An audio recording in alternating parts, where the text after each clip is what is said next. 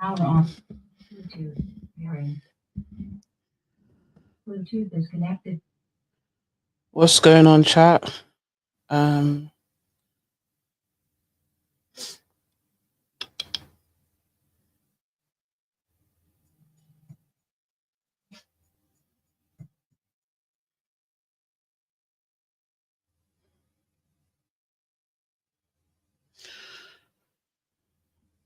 see something.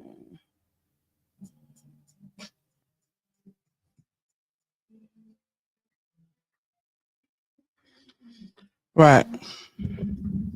Oof. What's going, everyone? Today is August 1st. A good start to the month is Friday, August 1st. Is it good when a month starts on a Friday? I don't know, but I'm excited. August is the best month of the year, I think, maybe because my birthday is in literally 12 days. So 2 weeks of preparation. I love my birthday, by the way. And I'm so super duper excited. Big Leo energy, and happy birthday to anyone born in August this month. This week, this week, as if I have I'm trying to do something here. This live, we're talking about a whole bunch of stuff. We're talking about politics. We're talking about pop culture. If you don't know who I am, my name is Chloe Alexandra. I have a content studio called Haven Talk Studios. We are in one of our studios at the moment, currently in the Latte Suite at the moment, and we do have a sale going on for our sets. We have 5 sets, 2 studios, one in East London, one in South London. We have a summer sale, 30% off everything until August 15th. So don't miss that out. But yeah, let's get into it. So today, guys, I think basically I had a podcast come through the studio today called Chatitude. Shout out to them. They're restarting their podcast, they're rebranding, and they were talking about politics. And it really just got my mind going. They were talking about a lot of things. It's a politics-based podcast by 2 really beautiful young girls, and they got my mind going. They really did. They spoke about the new law about 16 to 17-year-olds in the UK being now legal to vote, and their thoughts on it. I feel 2 ways about it, to be honest. I think my main stance. Let me get the law up first of all. Let me share my screen with you guys. Let me get that law up first of all. If the music's too loud, let me know. Let me turn it down anyway. Right. So UK law, 16 and 17-year-olds voting. Let's see. All right. Gov website, yeah? So can you guys see that? It says 16-year-olds to be given right to vote through election reforms. 16-year-olds will be given the right to vote in all UK elections as part of systemic changes to modernize UK democracy. Now, I get the consensus of the new law, and I think it's important because when the Brexit referendum happened, let me get this on screen for a second. When the Brexit referendum happened, I believe 70% of 18 to 25-year-old voters voted to remain, and the majority was, I don't know if it was the majority, but a large majority of those voters who voted to leave was 65 plus. Now, that happened in 2015. A lot of those people who voted over 65 are half past dead at the moment, basically. They're at the end of their lives, and they don't have to feel the effects of what they voted for. I think young voters definitely need to be heard out a lot more. But at the same time, the UK as a whole, we're not really, as individuals, I think we're not very well politically versed, especially when you look at the society and things that are going on with the reform group and people who are in support of that. going to asylum seeker hotels and trying to get them out, and not knowing how simple government budgets are distributed, or how asylum works, which is pretty crazy to me. I don't think the average UK person, they stop them. Even me, I'm still learning. If you stop them on the road, they know how to vote, the different forms of voting, and just how the UK political system works. You know, when people are voting for, um, you know, for a new party, they think, yeah, I'm voting for Keir Starmer, or I'm voting for Kemi Badenoch. But no, you're voting for your local MP for them to get the seat. Do you know who that person is? Do you know what they're doing? Do you know why? Do you know what I mean? So it's I'm a bit, I'm a bit 50-50 about this new policy of 16-year-olds being able to vote. Um, Only because I hope that bringing in this new vote, guys, we're looking at the let me add this back to stage. We're looking at the new policy that the government's put in place for 16-year-olds and up finally being able to vote. I'm 50-50. I'm excited, obviously, for, you know, universal feelings that everyone has, but I'm also concerned, just a little bit, just a tad bit concerned about it, because our UK education system, I don't know if there's going to be an overhaul. I don't know if they're going to revise it, but it's very, very dated, and I don't think right now in our school system there is any like classes or really up to date information for the youngins to kind of understand politics a little bit and how it works, and for them to have a well-informed opinion. Because I think even myself, when I was 18 when the Brexit thing happened and we had to vote, like me and my family had to sit down and really explain, you know, to each other through research and how to understand what is actually going on and what the impacts truly are.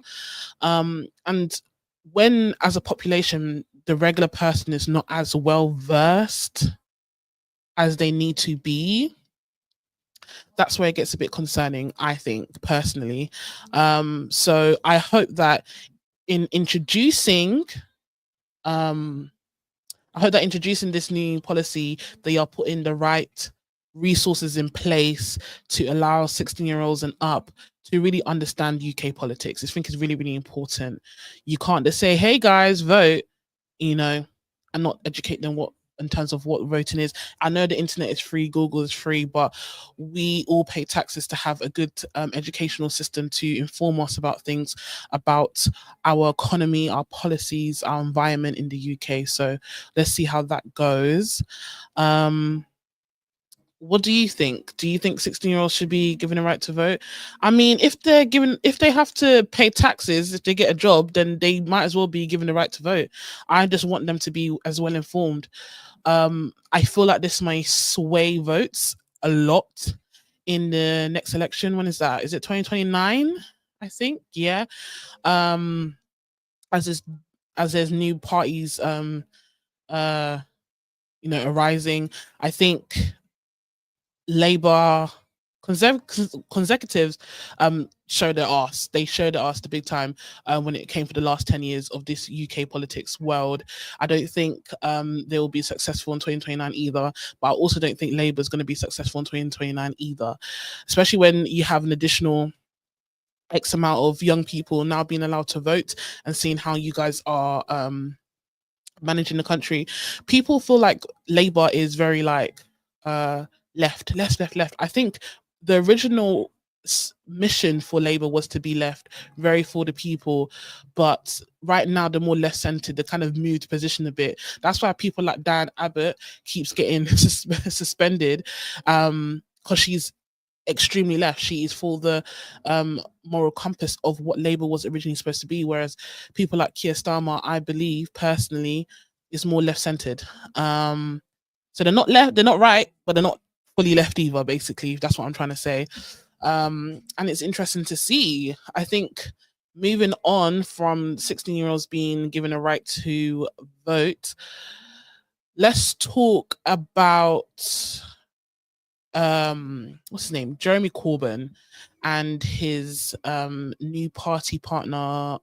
Can't remember her name. What's her name? Let's get up. I think it's like Zara something. Let me see. Hold on. Uh Jeremy Corbyn and what's her name? What's her name?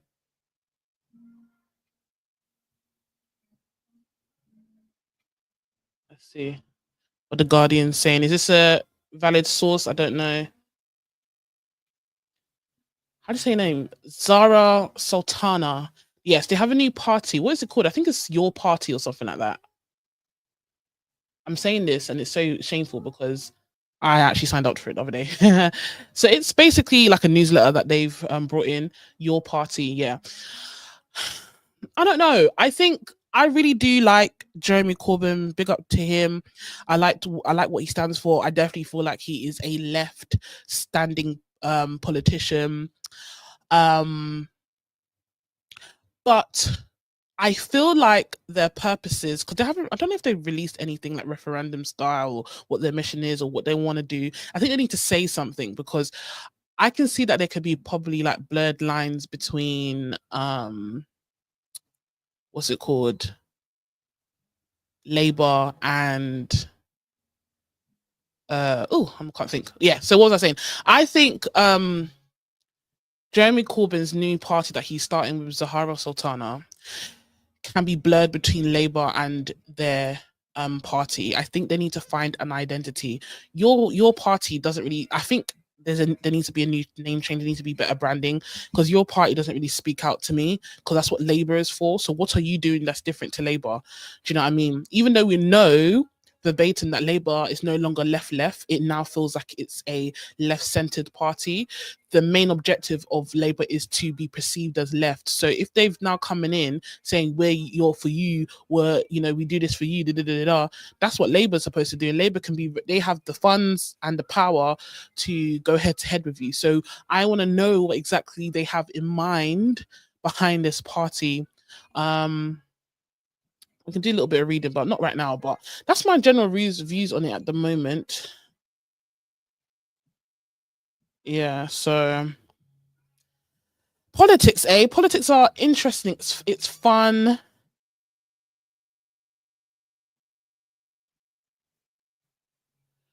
Yeah, politics is interesting. It's fun. It's always a nice debate. It's always a good debate. I want to move on to more British politics, kinda more Israel Palestine type vibes. As we know,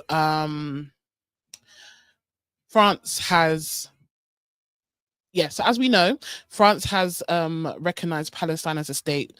Finally, I don't know why it took so long. And then the UK is putting terms and conditions on viewing Palestine as a state, which is fucking ridiculous, ridiculous, ridiculous.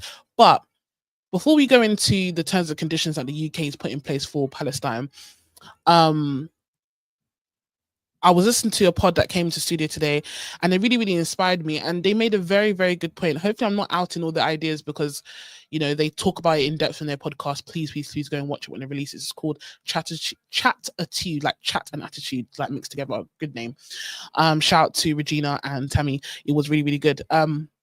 They said that even if the UK sees Palestine as a state or not, why would it matter? There's no difference that's going to make. The hostages are still not out. Neither is Palestine free. And I think I hear where they're coming from because there's been a lot of running around and faffing about. Is seeing it as a state going to stop this war or not? Yes or no? And I genuinely don't believe so. I feel like the only way that can really impact this war or put it as a stop is intervention. And that's something that nobody wants to do. We know that the Middle Eastern countries are trying to do it, like Yemen and who did they hit the other day? Was it Syria or Lebanon? I think it was Syria that they hit the other day. No, Iraq, Iran.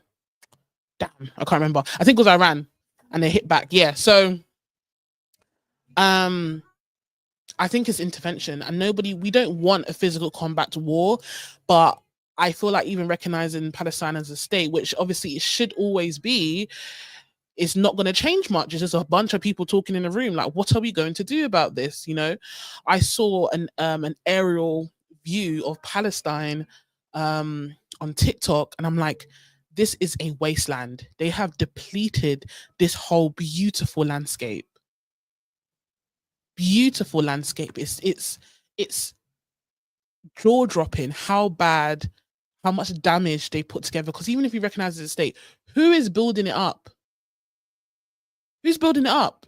It's gonna be like countries like Haiti that's like who that looks like is in ruins consistently because there's no funds. Okay, cool. Let's say you do stop the war, the hostages girl comes back, Israel, which we know they never will, stops trying to invade Palestine. Who is giving the money to build this land back up again?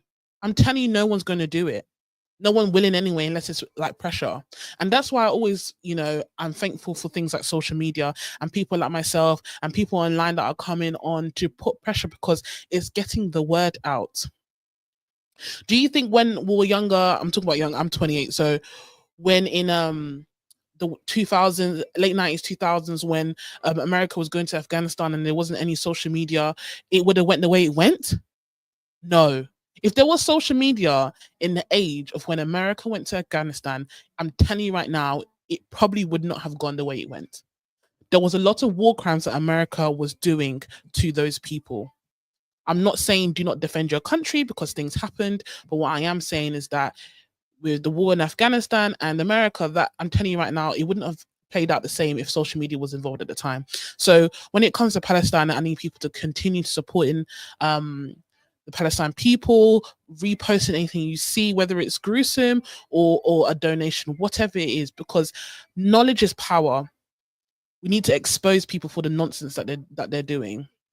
So the fact that the UK is putting T's and C's to Israel, T's and Bumbleclat Rasclat and C's to Israel, if you don't do this, we will then recognize them as a state, like you're doing Israel, Palestine a flipping favor. Get over yourself. Anyway, we're not really much of the biggest ally of Israel. We're not even one of the strongest countries anymore, like in terms of popularity anyway. So I don't know what they're gonna do about all of that. That's between them and God. I don't know what exactly we can do.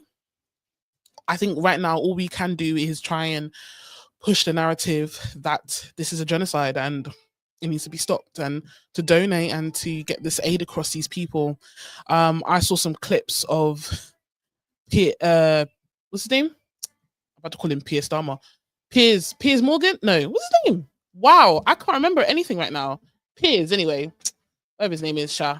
He was interviewing some, I believe, Israeli, I don't know, representatives, and they are so delusionally whipped over this war. It's disgusting.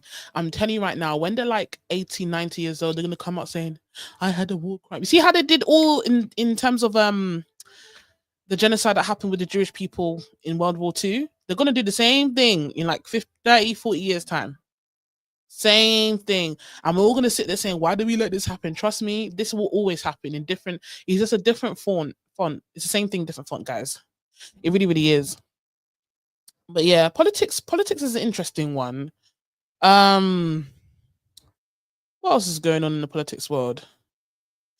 Apparently in the White House, Trump is like redecorating a ballroom or something, but the price tag is 200 million, and everyone's like, who's giving you 200 million? He said himself and some unknown investors. Who is asking you to redo a ballroom? There is homeless. This is what I don't need to know context. Why, if the building is crumbling, I don't give a heck. 200. Do you know how much $200 million can do for your country, for just homeless people alone? Why are so-called democracies allergic to helping the poor? Why? Why are they allergic to helping the poor? I don't understand. We need to stop claiming that we're a democracy, because we're not. Just because we're all able to vote doesn't mean we're a democracy, because they go behind our back and they do fuckery like this. I don't know what the right term is, so I'm not going to attempt to say it. But I think countries like Burkina Faso, who are in their political infrastructure is not a democracy. It's I don't know, is it a bureaucracy? I don't know what the name is, but when one person just leads it and then that's it, there's no involvement of no citizens are voting them in or whatever. Not like I agree with it in all countries, because people usually use that power to be dictators, but it seems as though like the people of Burkina Faso are happy because they have a leader that is young, because we're going to get onto that, all those African leaders that are 100 years old, that are young and can see where the future of the country is going, that can see all the damage our colonizers have done to their country, kicking them out and putting the people first. If you make the people happy, everyone is happy. But if you're stealing from them in every shape, way, or form, nothing's trickling down, there's no thought at all about the people, brother, people are not going to be happy, and it is what it is. Right now, we just want to live. We just want to live. That's all. That's all we want to do. Today, I found out that I never knew this information. I found out today that the Cameroonian prime minister or president, I don't know what title they use there, is not based in Cameroon. He is based in France. Let's see how true that is. Hold on. Let me share my screen with you guys. Give me a second. All right, let's see this. There's my mouse. All right, cool. What are we googling? Is the Cameroonian? Did I say it? I don't know. President. That's wrong. Oh, you went to school. Come on, spell. President. Live in the live in live in France. Let's see this. Cameroonian intelligence report. Okay. Hopefully this is authentic. Why is it not opening? Come on, internet. Come on. Okay. The African report. Okay. Not now. Cameroon President Paul Biya leaves Paris for private trip to Switzerland. Uses his wife. That is an interesting wig. If that's his wife. Flipping heck. Right. After spending nearly 2 weeks in Paris for the opening ceremony of the I don't think this report is. Yeah, so I want to see if he's actually located. Where's he based?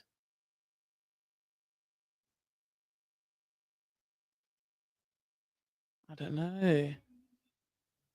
Should we ask ChatGPT? Hold on. Is the Cameroonian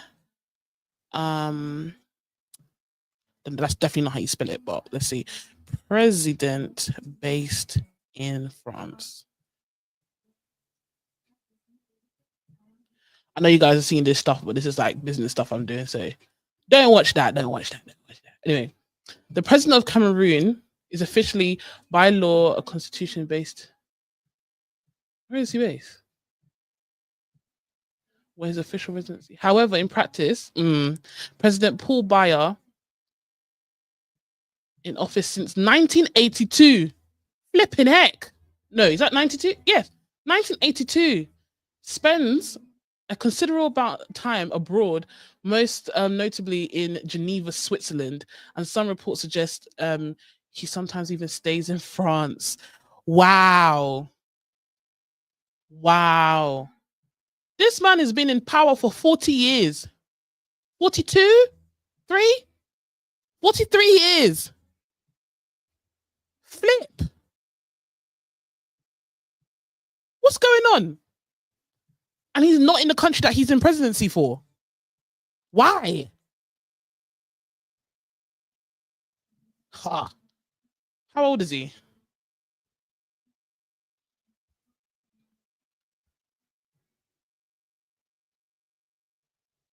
92. Paul Biya is 92 years old. How was a 92-year-old? I'm sorry to sound ageist, yeah, but first of all, when is retirement age in Cameroon? Because this is not on. I feel like presidency should start from the ages of maybe, what's a reasonable age? Well, Burkina Faso, my guy, what's his name? Ibrahim is about 38, I think. I would say earliest is very, very young is 35. How much experience could you really have by 35? But okay, cool. I would say about between 40, 38, late 30s to about 70, maybe 75, but 70. I think that's enough time. After that, go and retire. What do you mean you're 92? You're somebody's great grandfather. Gosh.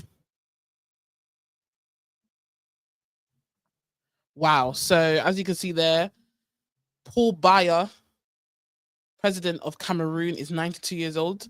He has been president for 43 years of Cameroon, and he doesn't even live there. You are president of a country you don't live in. Wow. This is appalling. And you know here what I find funny, yeah? Is that Africans, we're very like politically driven. Like, put a bunch of African people in the room, especially Nigerians, yeah. Big up to my people, them. Put them in the room and watch them work. I'm telling you right now, put a bunch of Nigerians in the room, and say, oh, Tinubu did this, bah, explosion. Absolute explosion. Yes, because and yeah, and because absolute explosion. We love good politics, but we are just it's just mouth. There's been a lot of uprising, but I think what is going on that nothing can change? Do you know what I mean? I don't understand. How is Cameroon having a president that is 92 years old and been in power for 43 years? What is that? How the heck does that make sense? This is disappointing. And then Africa as a whole has trends of presidents that are a gazillion years old. Why? 5 billion years old. Our own Nigeria, Tinubu. I think I don't think people know his real age. I think he's been lying. I think man thinks he's let's try GBT. I don't even know how to pronounce type his name. Hold on. Let's see. How old is Nigeria's president or prime minister? Is it prime minister? I'm not sure. Tinubu Bola. I didn't know his name was Bola. Okay. 73, my ass. That man is older than 73. 1952, he's older than 73. Let's see, hold on.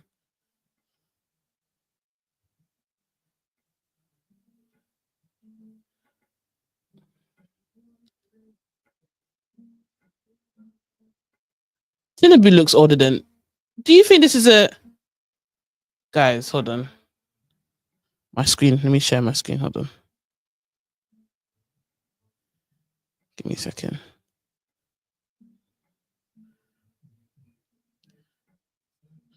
I thought it was following me, but it's not. There we go. Cool. Do you think this man here is 73 years old? No, honestly, amuse me.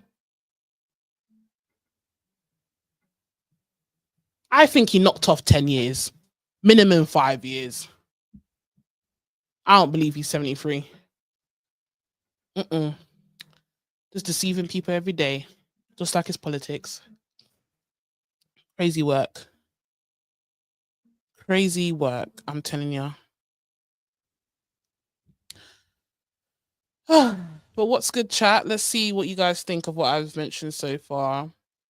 I think the political state of the world is interesting. It's always fun to talk about, isn't it? There's always something going on. I think we're gonna go into pop culture in a bit, but I am gonna sound hypocritical when I say this. When it comes to pop culture, there's an like I like talking about it because he doesn't like a gist, but I think as you get older, you get more politically inclined and you want to know what I want for the world. And that's where I am at the moment, trying to learn a little bit more every day. And that's what I learned today. And that's my political views on the UK and the world as a whole as of today. But right.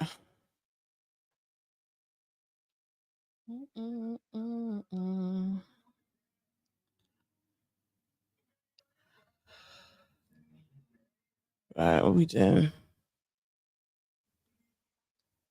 All right, pop culture. I don't know what's going on with pop culture out nowadays. Obviously, the Michael Ward situation happened, but man, I don't know what's going on. Let's go in the Shade Bar. Let's see what I go on. The Shade Bar have a website. I've never gone on the Shade Bar website before. Let's have a look. Let's have a look. Sorry, Tinubu, you have to go. You have to go. Yes. On pop culture now. The flipping hell. Why is it not typing? Hello. What's going on? Let's just go to regular or go first. All right, let's see what the Shade Bar is saying. The Shade, not Shade Bar. I keep saying Shade Bar. Shade Room. Even though Shade Bar is a bit, I don't really count that as a valid source, to be honest. No shame, no hate. Right, all these cookies I'm accepting, yeah. I wonder why my laptop's freezing. All right, cool. What going? What's in? Former Vice President Kamala Harris reveals whether she plans on running. I think I've seen this already. Pardon me. What's trending?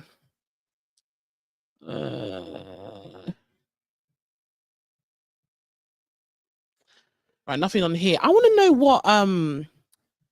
what's her name? Sasha, what's her name? Krypton Conan's baby mom said. I don't know what she said. I've been seeing the uproar, but I actually don't know what's going on. Correct. Sasha.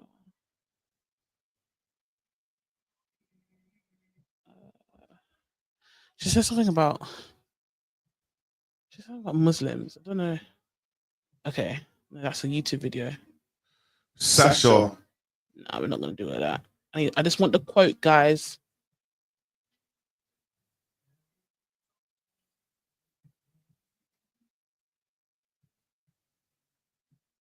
All right, let's just see if one of these videos do anything. His baby mum Sasha. Is she speaking fact?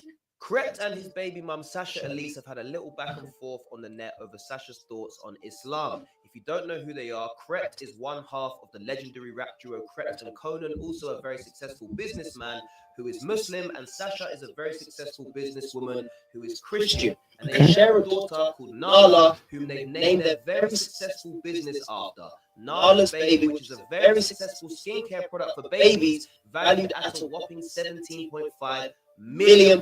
So well done for that. So what happened?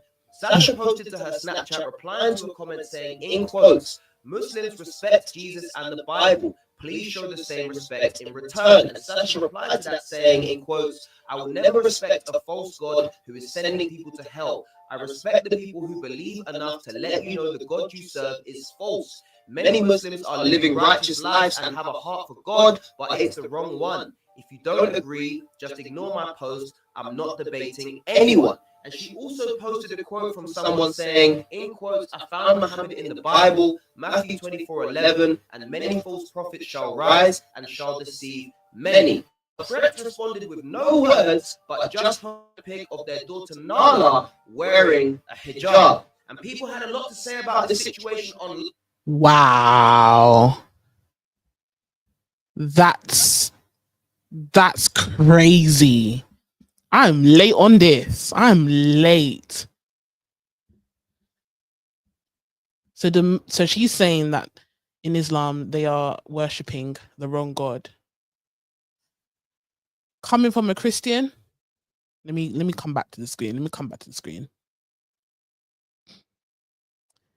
Coming from a Christian, did you die and know that God is there? Did you die and come back to tell us there is a God?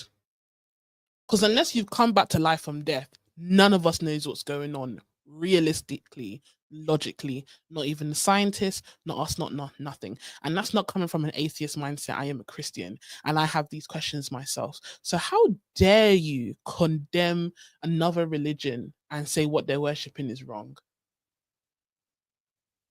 You not believing in it is your stance, is your opinion, but you don't have to bring down a whole nother I think the biggest or second biggest religion in this world has to offer.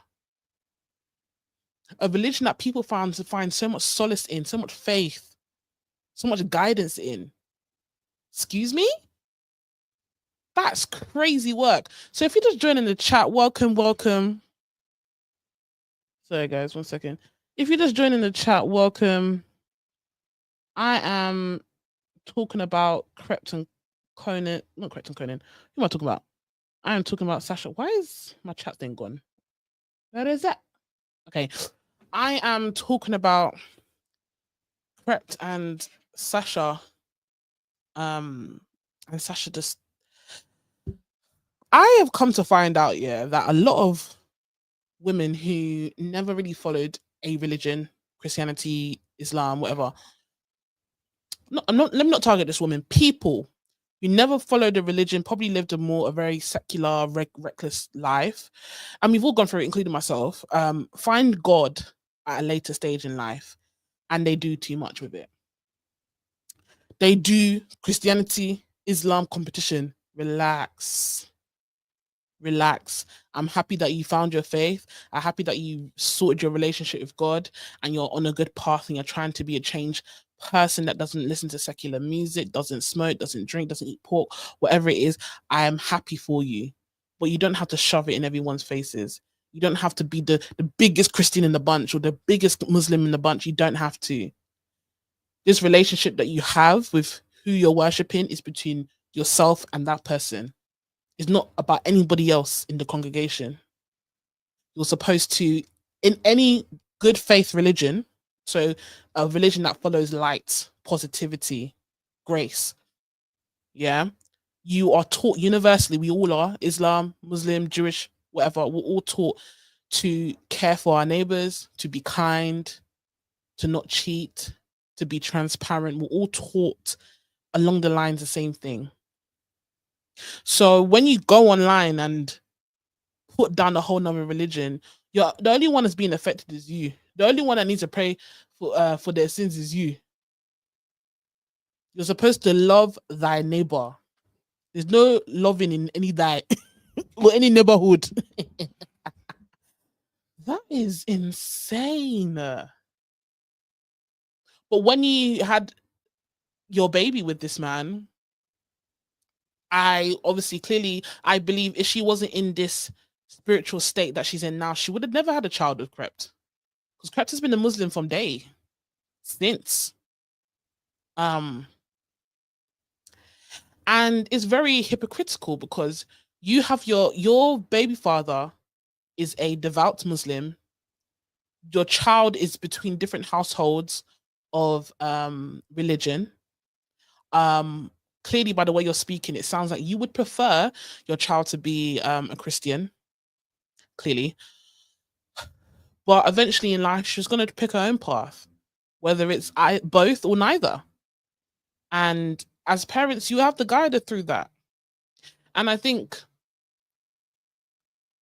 religion also guides people's parenting style. And I worry for the relationship between her and Nala as she grows older, because she's getting big. Like, I think she's like 5 or 6 years old now. She's such a cutie. But religious standpoints, I'm talking about Krept and Conan and I keep calling Krept and Conan Krept and Sasha's religion debacle that's going on at the moment. But I just think you need to think about the relationship that you want to have with your child and how you want your religion to reflect in your relationship, and how to also respect your baby father's religion as well. I guess it gets more complicated when the parents are from 2 different religions, but it can affect your parenting style and how the relationship is going to be with your kids. So I think there's a thinking point there. There's food for thought there when it comes to that. I think that comment is absolutely crazy. I think she should ponder in it and sit in a corner somewhere. She doesn't need to come out and apologize to anybody. I like just if you decide one day that what you said was wrong, just live your life as if you are apologetic. Be nice and be kind to people. I don't think an apology online is worth it. the reputation's already damaged. Do you know what I mean? And do you know what it is? Yeah, there's a brand tied to it. This Nala's baby was created by Prepped and yourself. Like, you're really tarnishing the brand. You created this brand for your child and for other children around the world who has skin conditions or just, you know, want more lighter skincare for their youngins. And you coming out here saying crazy statements like this can really damage the brand. And you need to understand, you are a black brand. It's not like your Dolce and Gabbana can say all this racist bullshit and get away with it. You are a black brand. When you come online and say BS like that, yeah, you can really affect your bag big time. So Sasha, she needs to really think about her own religion and her own relationship with God and see if hatred is the thing that she wants to be spewing out there. As she said in her comment, she's not going to engage, that's how she feels. And I mean, it is what it is. We can all we can do is commentate. Do you know what I mean? So yeah, guys, that's quite a lot. That's quite a lot. I don't know what else to say on that point. I'm just really shocked by what I just saw right there. Do you know what I mean? Right. I don't know what else is going on right now in this world. Do you know what I mean? I don't know what's going on in the world. All right, I'm on my phone. I'm looking for.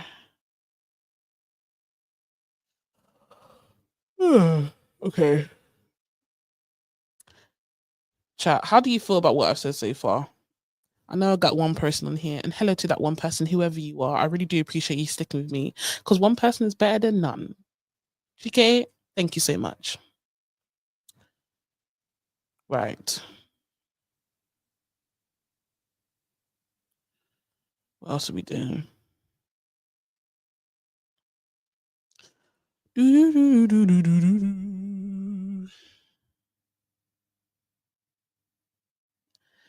Um.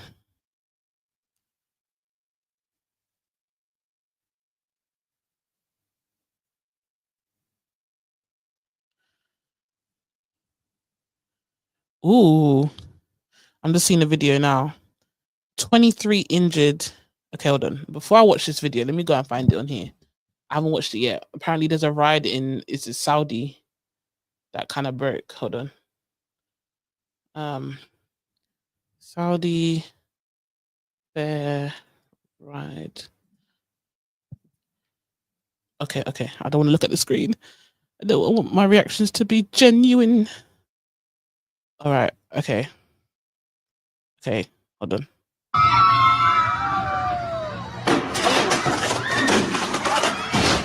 Oh my God.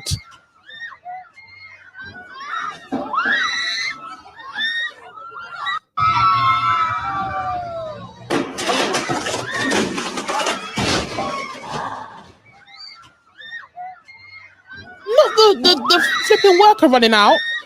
She was there. She said, sorry, excuse me for laughing, but she said, I don't want no part of this. Look at her. I think the buttons are on the inside, love. Jesus. Okay, that's enough of that explicit content. Jesus. Flip. Right, so what is this about? 23 injured after ride snaps in Saudi amusement park. We see this amusement park things happen all the time, and it's pretty frequent. Like a couple years ago, actually not a couple years ago, quite a long time, about 7 years ago, on my 23rd birthday, I went to Thorpe Park. At the time, there were certain rides I couldn't get on because the girl was too big for him. Chop chop. Anyway, but when I went for my 23rd birthday, the last time I went to Thorpe Park before that, I was around 10 or 11 because I remember I went for another birthday. I was 10 or 11 years old. So when I came back at 23 and I saw Thorpe Park, I'm like, these rides look dusty, rusty, crusty. Like the bolts were rusted. And I'm like, you guys need to do something about these rides. Give it a paint job, change the bolts, do something. Is there like maintenance that happens like every quarter or something at least? Do you know what I mean? These rides nowadays, they just, I don't know. I think there was one like a couple years ago. Is it Alton Towers where It was one of their new big roller coasters, and it jammed, and I think one girl lost her leg or something from the ride. It's a bit scary. Wow. I don't know. I think there's been so many instances. One in America, I don't know where, but it was that ride that you go up and then it goes down, but it was stuck up or something. But one of the people in their seats, one young boy, he got like unlocked, fell to his death. Like the way he hit the ground, oh, I get in my mind. But it's crazy, guys. Crazy in this dunya. I'm telling you. Right, what else is going on? How's everyone's weekday going? You know?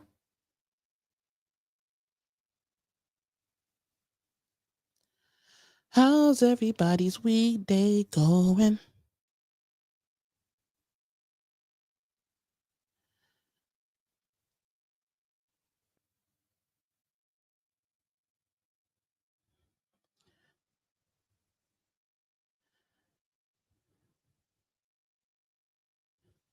Sorry, I just got an email with some bad news. Hold on.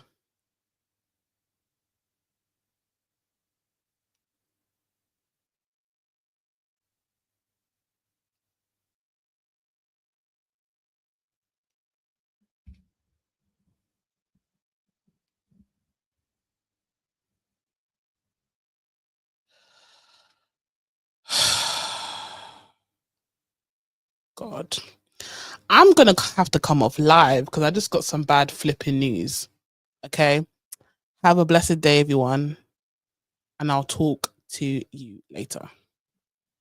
Toodles.